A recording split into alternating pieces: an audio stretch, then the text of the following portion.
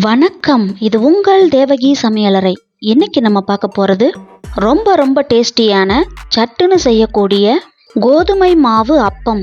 இதுக்கு ஒரு பவுலில் 1 கப் கோதுமை மாவு எடுத்திருக்கேன். கிட்டத்தட்ட 200 கிராம். கூடவே 1 டேபிள் ஸ்பூன் அரிசி மாவு சேர்க்குறேன். அடுத்ததா 1 பிஞ்ச் உப்பு, 1/2 கப் சர்க்கரை, 1 டேபிள் ஸ்பூன் நெய், 1/4 டீஸ்பூன் சோடா உப்பு, 1 டேபிள் ஸ்பூன் ரவையை சுடு தண்ணியில் 10 நிமிஷம் ஊற வச்சுருக்கேன். அதையும் இது கூடவே சேர்த்துக்கலாம். ரவையும் அரிசி மாவும் சேர்க்கறதுனால அப்போ ரொம்ப நேரத்துக்கு சாஃப்டாகவே இருக்கும். அடுத்ததாக 1/2 கப் மோர் சேர்த்துக்கிறேன். ரொம்ப புளிச்ச மோரை எடுக்க வேண்டாம். மோர் நான் திக்காக தான் எடுத்திருக்கேன். மோருக்கு பதிலாக நீங்கள் பால் கூட சேர்த்துக்கலாம். கோதுமை மாவோட ரவையும் அரிசி மாவும் சேர்க்கறதுனால அப்போ ஆறி போனாலும் ட்ரையாக ஆகாமல் நல்லா சாஃப்டாகவே இருக்கும். வெறும் கோதுமை மாவை யூஸ் பண்ணாமல் இந்த மாதிரி ஒரு தடவை செஞ்சு பாருங்கள். வித்தியாசம் நல்லாவே தெரியும். மாவு கெட்டியாக இருக்கிறதுனால திரும்பவும் ஒரு 1/4 கப் மோர் சேர்த்துக்கிறேன். சர்க்கரை கரைய மாவு கொஞ்சம் லூஸ் ஆகும். அதனால் மோரோ பாலோ சேர்க்கும்போது கவனமாக கொஞ்சமாக சேர்த்து மிக்ஸ் பண்ணுங்கள். நீங்கள் விரும்பினா இந்த மாவில் ஏலக்காய் பொடி, பொடியாக கட் பண்ண தேங்காய், இப்படி எல்லாமே சேர்த்துக்கலாம்.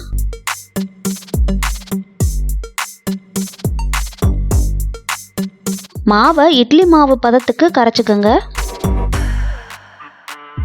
இப்போ ஆயில் ஹீட் ஆனதும் அடுப்பை லோ ஃப்ளேமில் வச்சுட்டு ஒவ்வொரு அப்பமாக ஊற்றி எடுத்துடலாம். இதே மாவை பணியார சட்டியிலையும் ஊற்றி காட்டுறேன். அதுவும் சாஃப்டாக நல்லா வரும். இந்த கார்த்திகை தீபத்துக்கு சட்டுன்னு செய்கிற மாதிரி இந்த கோதுமை அப்பத்தை ட்ரை பண்ணி பாருங்கள். ரொம்ப சாஃப்டாகவும் டேஸ்டாகவும் இருக்கும். கஷ்டப்பட்டு அரிசியை ஊற வச்சு அரைச்செல்லாம் செய்ய தேவையில்ல.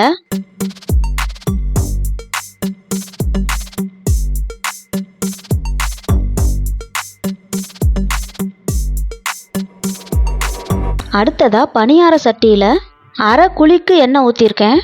பணியாரத்துக்கு இவ்வளோ எண்ணெய் தேவைப்படாது. ஆனால் இது அப்பம்ங்கிறதுனால கொஞ்சம் அதிகமாக எண்ணெய் சேர்த்துக்கிறேன். இந்த பணியார சட்டியில் செய்யும்போது உங்களுக்கு ஷேப் கரெக்டாக கிடைக்கும். எண்ணெயும் கம்மியாக தான் செலவாகும். அதனால் இந்த மாதிரியும் நீங்கள் ட்ரை பண்ணலாம்.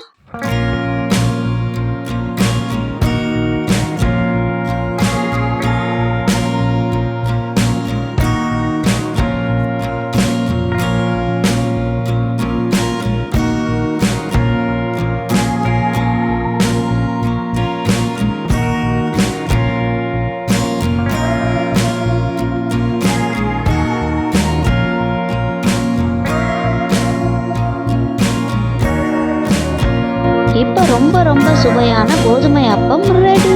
இந்த வீடியோ உங்களுக்கு பிடிச்சிருந்தா லைக் பண்ணுங்க, ஷேர் பண்ணுங்க, கமெண்ட் பண்ணுங்க, சப்ஸ்கிரைப் பண்ணுங்க.